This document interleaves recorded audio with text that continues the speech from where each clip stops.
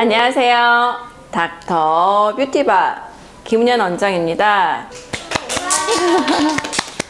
갑자기 날씨가 엄청 추워졌어요. 모두들 이제 길가에 나가봐도 한 2주 전까지만 해도 옷차림들이 굉장히 가볍고 외출하기에 정말 딱 좋은 날씨여서 저도 사실 진료 보면서 소풍 가고 싶다 이런 생각이 많이 들었었는데 지난주부터 갑자기 엄청 추워졌어요. 이렇게 계절이 계속 바뀌고 있는데도 우리가 참 안타깝게도 계속 마스크를 쓰고 있어요. 이렇게 마스크가 우리 일상 생활의 일부가 되었고, 또 저는 때로 생각이 드는 게 코로나가 어느 정도 종식이 된다고 해도 마스크를 사람들이 쉽게 빨리 내려놓지 못할 것 같다는 어떤 우려? 또는 그런 걱정? 이런 것도 많이 들기도 해요. 저희가 이제 코로나를 겪기 전에도 미세먼지라든지 혹은 어떤 기관지 질환 때문에 마스크를 사용하는 분들이 꽤나 많이 있었거든요. 이렇게 마스크를 쓰고 있지만 제가 일상적으로 일을 하거나 할 때는 사실 마스크와 상관없이 이 하안면부, 입술 주변을 관리하시는 분들은 굉장히 많이 있어요. 우리가 이제 중동 지역에 히잡을 쓰는 여성분들이 많잖아요. 히잡을 쓰고 있으니까 화장품이나 미용 관리는 아무래도 좀 덜 하게 되지 않을까 생각을 하지만 그분들이 또 명품 화장품 업계에 큰 손이라고 이름이 나 있잖아요. 저도 기억에 남는 게 대학생 때 유럽 여행을 갔는데 큰 화장품 가게에서 히잡을 쓴 아름다운 여인들이 큰 바구니에 모든 엄청 많은 화장품들을 쓸어 담는 거를 본 게 되게 인상적이었거든요. 마찬가지로 마스크를 쓰고 있지만 굉장히 많은 분들이 입술 필러를 하러 오시고 생각보다 입술 필러의 유행이 쉽게 꺼지지 않고 이게 정말 대중화가 되고 있구나 하는 거를 많이 느끼고 있어요. 그래서 오늘 제가 준비한 컨텐츠는 디테일하게 얼굴에 어떤 특징이 있을 때 입술 필러 시술 시 주의해야 될 점 간략하게 몇 케이스를 찝어서 말씀드리려고 해요. 관심이 있으신 분들은 채널 고정 관심이 있으신 분들은 끝까지 잘 시청해 주시길 부탁드릴게요. 입술은 피부와는 달리 점막으로 이루어진 구조고 생각보다 그 안쪽으로 혈관과 신경이 많이 지나가고 있어요. 그래서 시술을 할 때 해부학적인 지식을 충분히 숙지를 하고 시술해야 되는 부분이기도 하고 이마나 코, 볼 부위에 비해 많이 움직이는 부위이기 때문에 시술하고 나서도 어떤 모양 관리라든지 각각이 갖고 있는 얼굴의 특징을 잘 파악해서 시술을 해야 되는 부분이에요.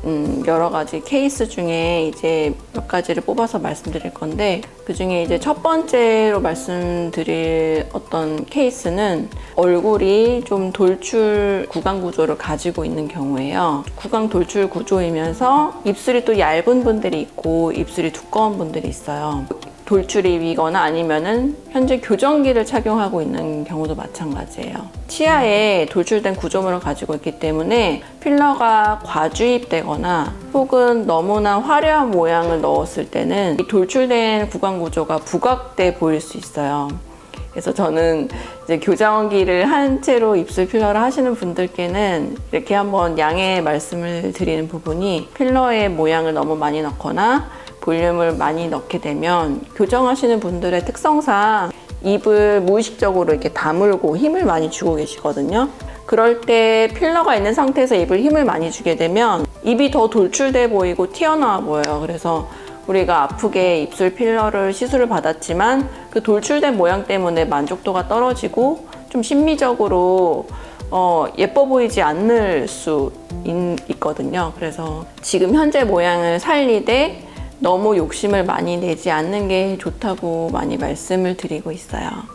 그리고 두 번째는 요새 인중 길이에 대한 관심이 굉장히 많으시잖아요. 그래서 인중 수술을 고려하시는 분들도 많이 있고 또 인중이 밋밋하거나 그런 분들은 인중에 입체감을 주는 어떤 수술이나 시술에도 많이 관심을 주고 계세요. 근데 이렇게 인중이 짧은 경우에 필러가 많이 들어가게 되면 상대적으로 입술이 좀 뒤집어 보이거나 원치 않았던 정도까지 입술이 두꺼워 보이는 경우가 있어요. 반대로 인중이 기신 분들은 인중이 항상 이제 입술 어느 일부분을 누르고 있기 때문에 필러를 많이 넣어도 상대적으로 입술이 많이 두꺼워지기 어려운 부분이 있고요. 오히려 억지로 많이 넣게 되면 약간 덕립이라 그래가지고 오리처럼 쭉 앞으로 빠지고 우리가 통칭 입술이라고 인식하는 홍순 부위는 그다지 많이 늘어나지 않는 경우가 있거든요.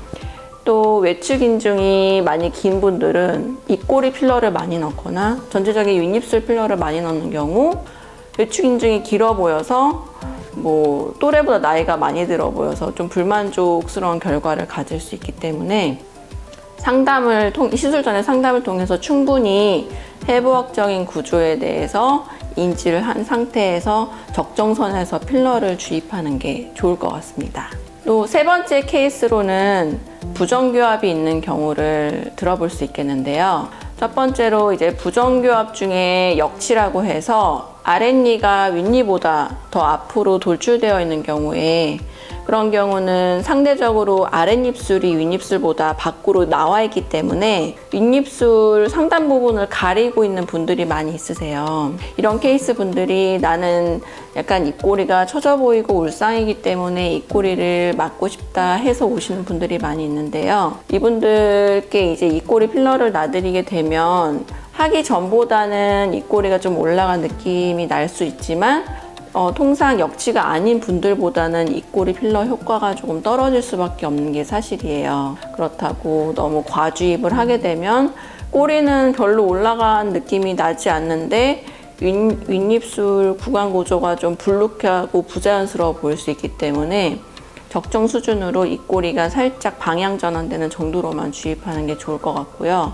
두 번째로는 이제 좌우 비대칭, 골격 비대칭이 있는 경우예요. 이런 경우도 시술 전에는 몰랐지만 또 볼륨이 들어가서 좌우 비대칭이 더 부각돼 보이는 경우가 있어서 시술 전에 좌우 비대칭에 대한 어떤 판단을 하고 거기에 맞게 시술을 하는 게 중요한 것 같습니다.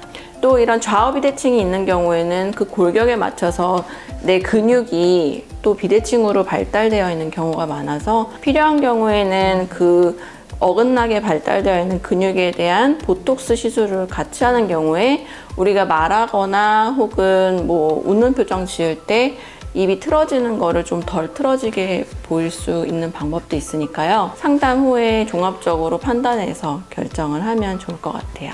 그리고 네 번째로는 팔자주름이 또 깊은 분들이 입술 필러 후에 팔자주름이 더 깊어 보인다고 말씀하시는 경우가 있으세요. 예를 들어 예전에 교정을 했었다. 그럼 아까도 말씀드렸지만 교정을 하면서 무의식 중에 입에 힘을 많이 주기 때문에 이런 심술보 라인이라든지 팔자주름 라인이 하기 전보다 깊어지는 경우들이 많이 있으세요. 어떤 분들은 볼거짐이 교정 후에 생겼다는 분들도 있으세요.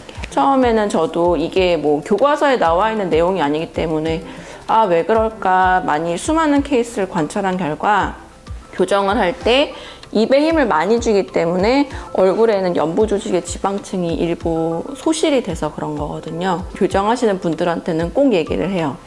교정기를 자랑스럽게 보여줘라.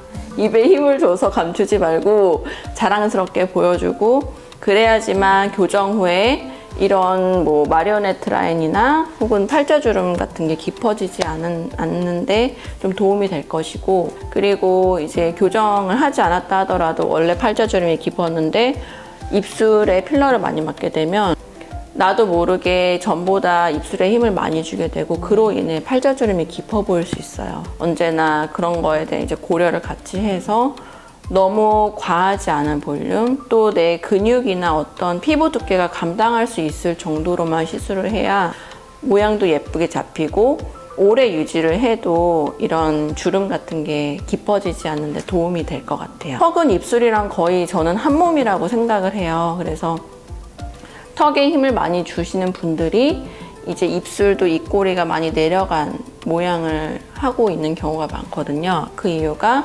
우리 턱 가운데 있는 근육을 밀어 올리면서 입을 다무는 분들이 있어요. 대표적으로 내측 인중이 짧으신 분들, 그래서 가만히 힘을 빼고 있으면 앞니가 많이 보여서 입을 다물 때 턱 근육을 밀어 올려 아랫입술을 끌어올려서 입을 다물게 되는 경우 자동으로 턱은 무턱처럼 보이고 입꼬리는 내려가 보이게 되는 경우가 있어요.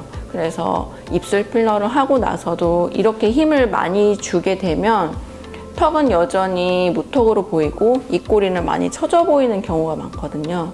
필러를 하고 나서 자리 잡을 때도 힘을 많이 주면 모양이 망가지기 때문에 힘을 많이 주지 않도록 턱을 끌어올려서 입을 다물지 않도록. 연예인들 화보를 보시면 대부분 여성 연예인들은 입에 힘을 안 주고 치아가 한 1mm, 2mm 정도 보이게 살짝 떼고 있는 경우가 많아요. 그게 훨씬 이제 무의식적으로 사진을 보지만 훨씬 그게 더 매력적으로 보이기 때문이라고 제가 예전에 어떤 학회에서 들은 적이 있거든요. 그래서 지금 이 영상을 시청하시는 많은 분들도 필러를 하거나 하지 않았거나 평상시에 입을 너무 앙 다문 것보다 살짝 힘을 빼고 있는 게 나의 매력도를 한 10%는 올릴 수 있다는 거 기억해 주시면 좋을 것 같아요. 자, 이렇게 입술 필러 하관의 특징에 따른 시술 시 주의해야 될 점, 그리고 또 유념해야 될 부분에 대해서 제가 간략하게 설명드렸는데요.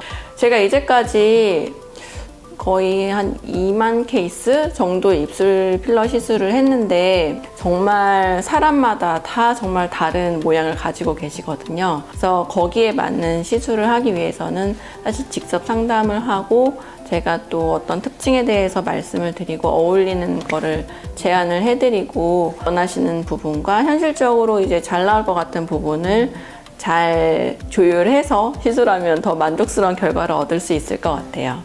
네, 좀 지루하셨을 수도 있을 것 같은데 네, 시청해 주셔서 감사합니다.